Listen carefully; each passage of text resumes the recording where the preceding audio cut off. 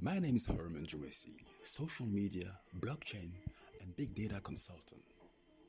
This podcast is a bite-sized summary of a potential conversation with Satoshi Nakamoto's seminal white paper, Bitcoin, a peer-to-peer electronic cash system.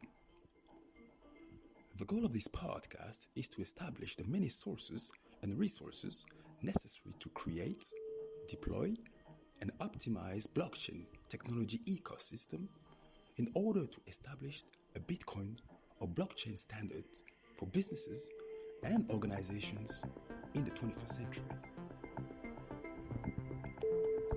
Abstract. A purely peer-to-peer version of electronic cash would allow online payment to be sent directly from one party to another without going through a single financial institution. Digital signature provide part of the solution, but the main benefits are lost if a trusted third party is still required to prevent double spending. We propose a solution to the double spending problem using a peer-to-peer network. The network timestamps transactions by hashing them into an ongoing chain of hash-based proof of work, forming a record that cannot be changed without redoing the proof of work. The longest chain not only serves as proof of the sequence of events witnessed, but proof that it came from the largest pool of CPU power. As long as the majority of CPU power is controlled by nodes that are not cooperating to attack the network, they'll generate the longest chain and outpace attackers. The network itself requires minimal structure. Messages are broadcast on a best effort basis, and nodes can leave and rejoin the network at will, accepting, of course, the longest proof of chain, the longest proof of work chain as proof of what happened while they were gone. Those were the forewords of the Satoshi Nakamoto white paper. Now let's look at the consequence of what we've seen, and of course we're going to look at the resources and sources that have helped build this white paper. So the first one, of course, that we got going to look at is how CPU and GPU work together. A CPU, or central processing unit, works together with a GPU, graphic processing unit, to increase the throughput of data and the number of concurrent calculation within an application. GPUs were originally designed to create images for computer graphics and video game console.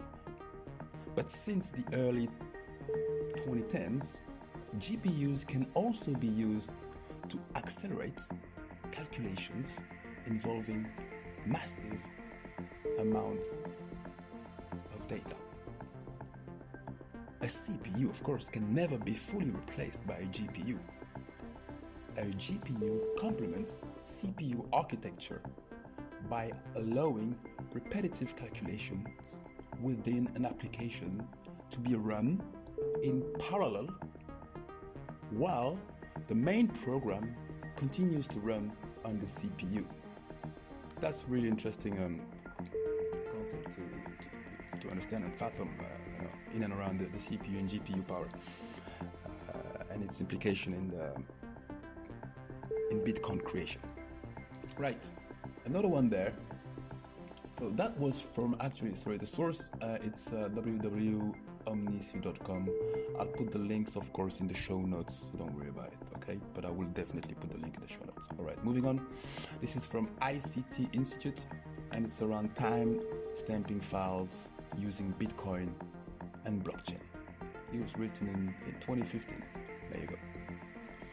Bitcoin or blockchain technology can be used for creating secure, time-stamped digital signature. Bitcoin is more than a virtual currency. The technology, the blockchain technology, can be used for securing all types of real-world transaction, including supply chain. Think about it. And one of the most promising applications is time-stamping of documents, proving that documents were created on a certain date and not changed afterwards. So that's one of the key components of the blockchain Bitcoin technology. It is censorship resistance. Okay, so that's very important to remember that. All right, so next item, it's on Investopedia and it's about double spending. It was written on 30th of June 2020 by Jake Frankenfield, and it was on Investopedia. All right, so what is double spending? Double spending is the risk that a digital currency can be spent twice. It is a potential problem unique to digital currencies because digital information can be reproduced relatively easily by savvy individuals who understand the blockchain network and the computing power necessary to manipulate it. So, of course, if the Satoshi white paper was not able to solve or to fix the double spending problem, if you want the Bitcoin business model will have never seen the light of day. That's obvious, right? It's definitely impossible that you could have a double spending problem and have a business model behind it. It wouldn't work. So solving that problem was key to the launch of the Bitcoin technology and the network as well. So that's extremely important. All right. So those are the notions that are being visited throughout this, actually just the introduction of the Satoshi white paper. So of course I will invite you to join us as soon as next week, once we will post the follow-up to that, to those forwards. We hope to see you again. We will definitely keep going through this document. As we explained in our introduction, of course, we're trying to establish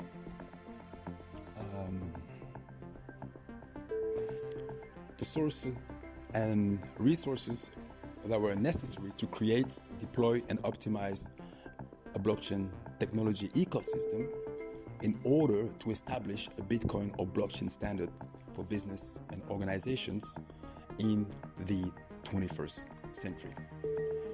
I repeat again, my name is Hermann Djoumessi, social media, blockchain, and big data consultant,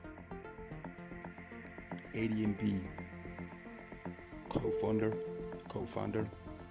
ADMP Virtual Incubator for startup and blockchain, of course. I'm done. I'm out. Matrix out.